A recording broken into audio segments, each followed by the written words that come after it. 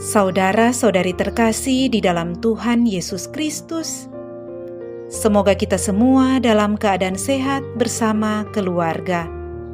Saat ini marilah kita mendengarkan bacaan kitab suci dan renungan harian Kamis 2 September tahun 2021. Bacaan pertama. Bacaan dari surat Rasul Paulus kepada jemaat di Kolose. Saudara-saudara, sejak kami mendengar tentang kalian, tak henti-hentinya kalian kami doakan. Kami mohon, semoga kalian menerima segala hikmat dan pengertian yang benar untuk mengetahui kehendak Tuhan dengan sempurna. Maka hidupmu akan layak di hadapannya dan berkenan di hatinya dalam segala hal. Kalian akan menghasilkan buah dalam segala pekerjaan baik dan bertumbuh dalam pengetahuan benar tentang Allah. Kalian akan diperkuat dengan segala kekuatan oleh kuasa kemuliaan Allah untuk menanggung segala sesuatu dengan tekun dan sabar dan mengucap syukur dengan sukacita kepada Bapa yang membuat kalian layak mendapat bagian dalam apa yang ditentukan bagi orang-orang kudus di dalam kerajaan terang. Ia telah melepaskan kita dari kuasa kegelapan dan memindahkan kita ke dalam kerajaan Anaknya yang terkasih. Dalam Kristus itulah kita memiliki penebusan kita, yaitu pengampunan dosa. Demikianlah sabda Tuhan. Syukur kepada Allah. Bacaan Injil. Inilah Injil Yesus Kristus menurut Lukas. Dimuliakanlah Tuhan. Pada suatu ketika Yesus berdiri di pantai Danau Genesaret. Orang banyak mengerumuni Dia hendak mendengarkan sabda Allah. Yesus melihat dua buah perahu di tepi pantai. Nelayan-nelayannya telah turun dan sedang membasuh jalannya. Ia naik ke dalam salah satu perahu itu, yaitu perahu Simon, dan menyuruh dia supaya menolakkan perahu itu sedikit jauh dari pantai. Lalu Yesus duduk dan mengajar orang banyak dari atas perahu. Selesai berbicara, ia berkata kepada Simon, "Bertolaklah ke tempat yang dalam dan tebarkanlah jalamu untuk menangkap ikan." Simon menjawab, "Guru, telah sepanjang malam kami bekerja keras dan kami tidak menangkap apa-apa. Tetapi atas perintahmu aku akan menebarkan jala juga." Dan setelah mereka melakukannya, mereka menangkap ikan dalam jumlah besar sehingga jala mereka mulai koyak. Lalu mereka memberi isyarat kepada teman-temannya di perahu yang lain supaya mereka datang membantu. Maka mereka itu datang lalu mengisi kedua perahu itu dengan ikan hingga hampir tenggelam. Melihat hal itu, Simon tersungkur di depan Yesus dan berkata, "Tuhan, tinggalkanlah aku, karena aku ini orang berdosa."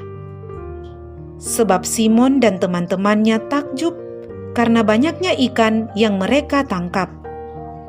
Demikian juga Yakobus dan Yohanes, anak-anak Zebedeus, yang menjadi teman Simon.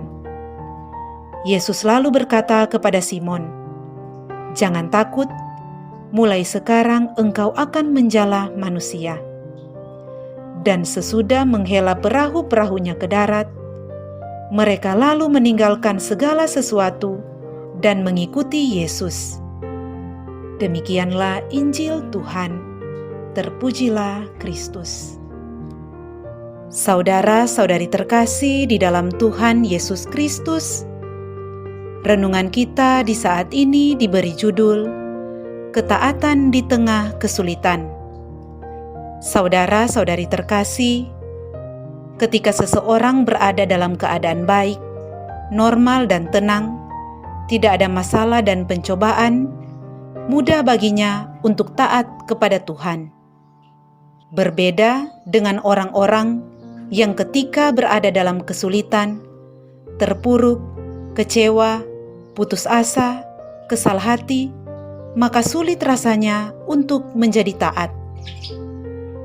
Dalam keadaan yang demikian, orang akan mudah tersinggung dan sulit mengendalikan emosi serta menjadi marah. Perasaan inilah yang sedang berkecamuk di hati Simon dalam bacaan hari ini. Ia dalam keadaan lelah yang luar biasa, kecewa dan putus asa karena sepanjang malam bekerja keras di tengah laut, tapi tak seekor pun ikan diperoleh. Tuhan Yesus yang tahu apa yang dialami Simon, kemudian ia naik ke dalam salah satu perahu itu, yaitu perahu Simon, dan menyuruh dia supaya menolakkan perahunya sedikit jauh dari pantai. Bertolaklah ke tempat yang dalam dan tebarkanlah jalamu untuk menangkap ikan. Itulah perintah Tuhan Yesus kepada Simon. Simon kemudian berkata kepada Tuhan Yesus, "Guru, telah sepanjang malam kami bekerja keras dan kami tidak menangkap apa-apa.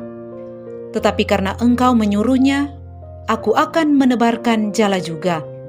Sesungguhnya, hati Simon sangat kesal sebab dia telah bekerja keras sepanjang malam tanpa hasil. Namun tiba-tiba ia harus memenuhi keinginan Tuhan Yesus yang dirasa secara manusia ini sangat tidak masuk akal. Bukankah Simon adalah seorang nelayan yang ulung? Pastilah dia sudah paham betul medannya dan kapan saat yang tepat untuk menjala ikan. Belum lagi ia harus mendengarkan Tuhan Yesus mengajar firman Tuhan di atas perahunya. Tak bisa dibayangkan betapa bergemuruhnya perasaan Simon waktu itu. Biasanya, orang yang sedang kesal hati dan putus asa sulit untuk menerima firman Tuhan. Tapi Simon mencoba untuk melakukan apa yang diperintahkan Tuhan Yesus kepadanya.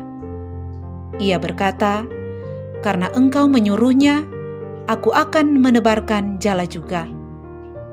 Saudara-saudari terkasih, ketaatan Simon tidak pernah sia-sia. Secara manusia itu tidak mungkin, tapi bagi Tuhan tidak ada perkara yang mustahil. Dalam Injil ini kita dapat melihat, dan setelah mereka melakukannya, mereka menangkap sejumlah besar ikan, sehingga jala mereka mulai koyak. Lalu mereka bersama-sama mengisi kedua perahu itu dengan ikan, hingga hampir tenggelam. Saudara-saudari terkasih, menjadi pertanyaan kepada kita melalui Injil hari ini. Apakah kita pernah mengalami kegagalan dalam pekerjaan atau usaha? Apakah kita pernah bekerja dengan susah payah, tapi hasilnya nihil? Tentu kita sebagai manusia pernah mengalaminya. Lewat Injil hari ini, kita diberi pesan, jangan takut dan berkecil hati. Rasul Petrus sebagai murid Tuhan juga sudah pernah mengalaminya. Tapi yang hebat pada Petrus adalah bahwa ia mau taat mengikuti apa yang Tuhan kehendaki baginya. Ia tidak mengandalkan kepintaran dan pengalamannya sebagai satu-satunya kebenaran yang ingin dipertahankan. Rasul Petrus mengajarkan kita untuk tidak menganggap pengetahuan dan pengalaman kita sebagai satu-satunya sumber kebenaran yang harus dipegang teguh. Ia mengajarkan kepada kita apa artinya ketaatan sebagai seorang murid. Karena ketaatannya, Simon mengalami mujizat dan diberkati Tuhan secara luar biasa. Semoga kita pun dapat mengalaminya. Semoga Tuhan menolong kita. Amin.